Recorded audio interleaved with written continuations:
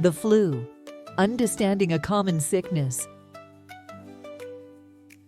The flu is a common sickness that can make you feel yucky. Here are some simple things to know about the flu.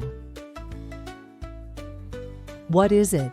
The flu is a sickness caused by germs called viruses. These viruses can make you feel tired, achy, and have a fever.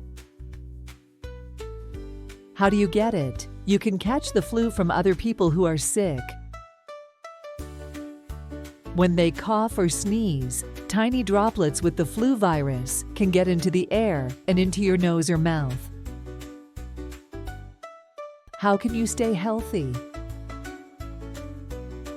You can help prevent getting the flu by washing your hands often, covering your mouth when you cough or sneeze, and staying away from people who are sick. What can you do if you get sick? If you do get the flu, it's essential to rest, drink lots of fluids, and take any medicine your doctor recommends.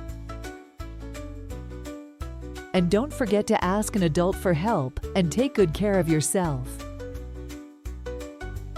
Remember, the flu is no fun, but by taking simple steps to stay healthy, you can help keep yourself and others safe.